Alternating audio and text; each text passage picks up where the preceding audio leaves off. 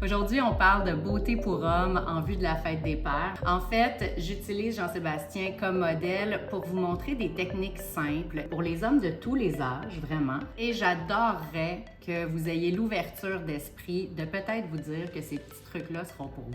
Toi, mon amour, ça ressemble à quoi ta routine beauté le matin? Petite douche, petite crème hydratante, cache-cerne.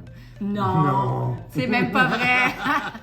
Je conseille toujours aux femmes, autant qu'aux hommes, de se démaquiller le soir ou de se nettoyer le visage pour enlever toute trace de pollution accumulée et d'y aller tout de suite avec la crème hydratante pour les yeux. J'ai décidé de faire un petit clin d'œil à ton métier d'architecte ici, avec le Eye Architect Serum. C'est super facile, on fait sortir une quantité de produit et tu viens l'appliquer directement sur le contour des yeux. C'est un sérum anti-rides qui est de la gamme Biotherm. Il a comme propriété d'être raffermissant, d'aider à atténuer les poches, puis il peut bien sûr être porté autant le matin que le soir. Ensuite, tu ne l'as pas utilisé encore celui-là, je vais te le faire connaître aujourd'hui, malgré que tu utilises déjà cette gamme CW Bags & Son. C'est un hydratant visage anti-rides défense. Encore une fois, tu peux l'appliquer matin et soir après le contour des yeux.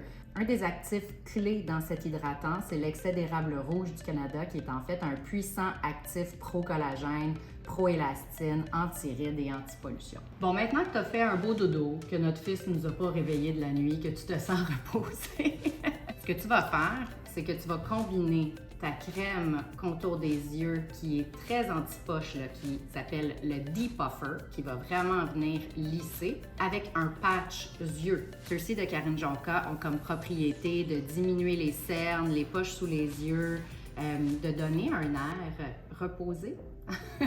Moi ça. C'est toujours bon. Le matin, ton visage a été nettoyé, tu appliques ton produit hydratant sous les yeux, mais qui est aussi traitant. Cet hydratant n'est pas anti-rides. Donc, il pourrait aussi être approprié à des plus jeunes qui ne sont pas nécessairement rendus à affiner les ridules, mais qui auraient besoin d'avoir juste un effet un peu lissant sous les yeux pour diminuer peut-être l'air de fatigue.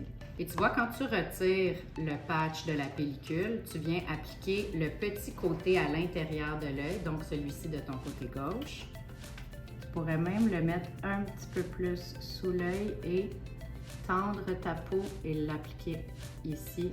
On se crée un Vraiment petit à lift. l'extrémité de l'œil. Exact. Et on se crée un petit lift en même temps. Et tu le sens, c'est très frais, le patch.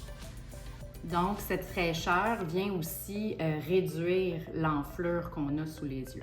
Pour ceux qui ont une barbe, ça peut être super adoucissant que d'appliquer une huile. Celle-ci, aux ingrédients naturels d'aloe vera, de caméline et de thé vert, est conçue pour discipliner et revitaliser ta barbe.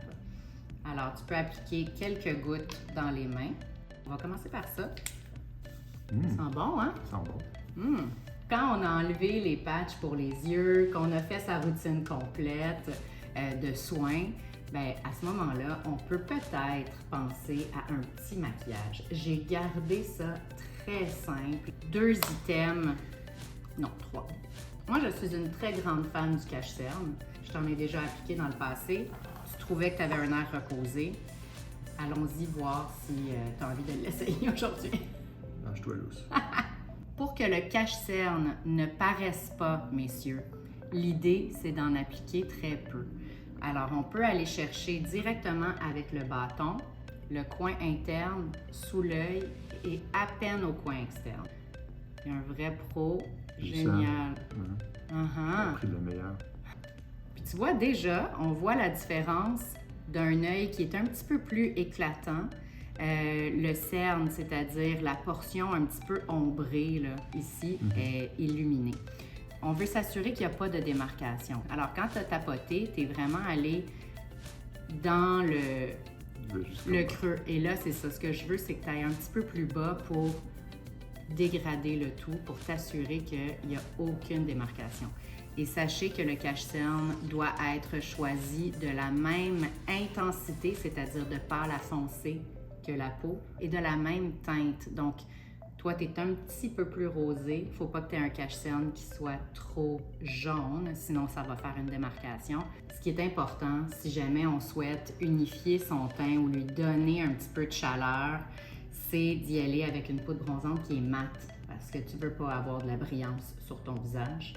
Donc, tu vas l'appliquer sur le devant de ta joue, tu vas l'étirer vers l'extérieur. L'important, surtout dans ton cas, parce que tu as les cheveux blancs, tu ne veux pas toucher ton pinceau sur le devant des cheveux parce que tu veux éviter qu'il y ait toute démarcation. Donc, tu viens chercher une petite teinte en subtilité. Je viendrai en appliquer aussi sous les yeux pour qu'on ne perçoive plus du tout le cache-cerne. Écoute, en ce moment, même en vrai, autant qu'à la caméra, on ne perçoit pas de maquillage. Pourquoi nous, les femmes, on aimerait avoir un teint bonne mine, mais pas vous? Hein? Tout à fait. Ben voilà. Tu as bien raison. Puis on termine avec un hydratant pour les lèvres. Celui-là, tu peux le traîner avec toi dans tes poches. C'est toujours pratique d'avoir des belles lèvres hydratées, surtout si tu es pour m'embrasser. Mais ça fait un très beau cadeau de fête des pères. Oui? Merci pour tes petits conseils. T'es fin, ça me fait plaisir.